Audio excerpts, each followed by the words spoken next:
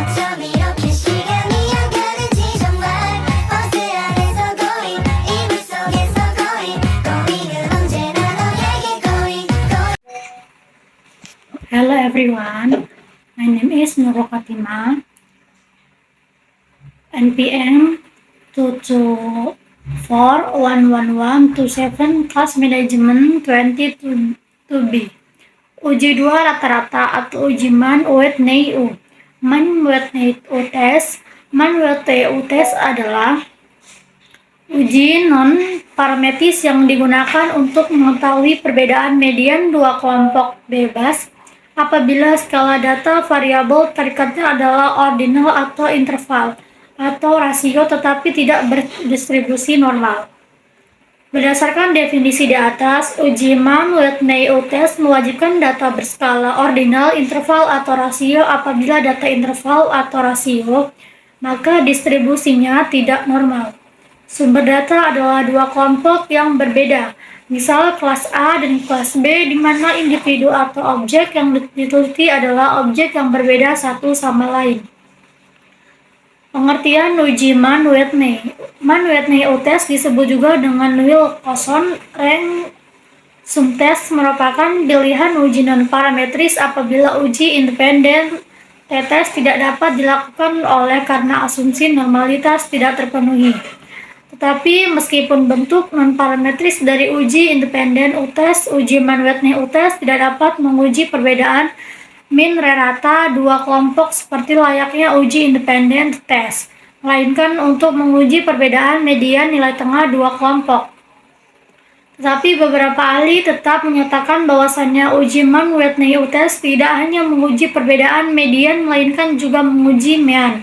Mengapa seperti itu? Karena dalam berbagai kasus, median kedua kelompok bisa saja sama tetapi nilai p-value hasilnya kecil, yaitu kurang dari 0,05.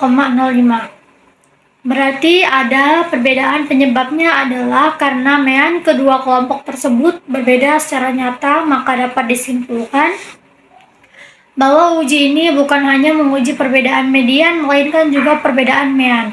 Tujuan uji Mann-Whitney. Berdasarkan pemahaman pendapat di atas, maka kesimpulannya adalah seseorang akan melakukan uji Mann-Whitney test apabila menemui kasus diketahui dengan jelas bahwa terdapat perbedaan median, bentuk, dan sebaran data sama tetapi tidak diketahui secara pasti apakah perbedaan median tersebut bermakna atau tidak. Untuk lebih jelasnya, silakan lihat gambar di bawah ini. Perhatikan dua histogram di atas di mana bentuk, lebar, dan ketinggian keduanya sama, yang berarti bentuk dan sebaran data kedua kelompok sama. Tapi median keduanya berbeda. Lihat bahwa histogram yang atas lebih ke kanan daripada yang bawah, yaitu dengan median 18, sedangkan yang di bawah dengan median 15.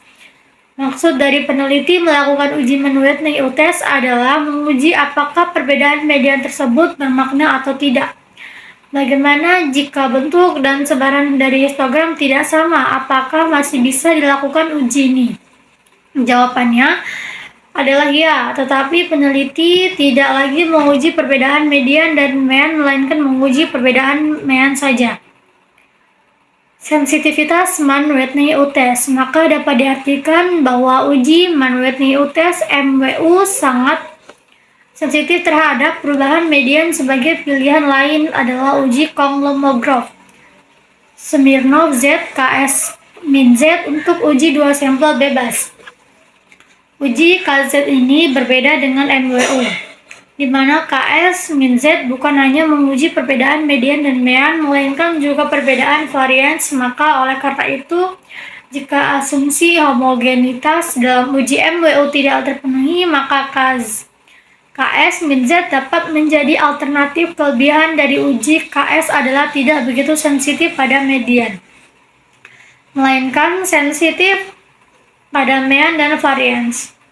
Mengapa MWU dan KS min Z berbeda? Jawabannya adalah keduanya bekerja dengan cara yang berbeda. MWU menguji perbedaan rata peringkat sehingga menghasilkan nilai U yang kemudian dapat dikonversi menjadi nilai Z. Sedangkan uji KS min Z menguji perbedaan pada distribusi kumulatif. Oleh karena itu, sebelum Anda memilih uji mana yang tepat, sebaiknya Anda pahami lebih dalam kedua uji ini dan sesuaikan dengan hipotesis penelitian Anda. Karena uji ini merupakan bentuk non-parametris dari uji independen t-test, maka varians kedua kelompok haruslah sama. Asumsi Mann-Whitney. Berdasarkan uraian di atas, maka dapat disimpulkan asumsi harus terpenuhi dalam Mann-Whitney test, yaitu skala data variabel terkait adalah ordinal interval atau rasio apabila skala interval atau rasio asumsi normalitas tidak terpenuhi. Normalitas dapat diketahui setelah uji normalitas. Data berasal dari kelompok apabila data berasal dari 3 kelompok atau lebih. Maka sebaiknya gunakan uji kursal WLC. Varian independen satu dengan yang lainnya artinya data berasal dari kelompok yang berbeda atau tidak berpasangan.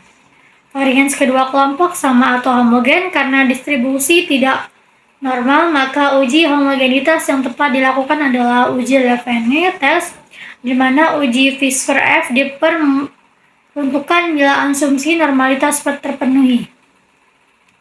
Asumsi poin 1,2 dan 3 tidak memerlukan uji tersendiri, sedangkan poin 4 jelas perlu sebuah uji yang dapat menentukan apakah kedua kelompok memiliki varians yang sama atau tidak, yaitu disebut dengan uji homogenitas.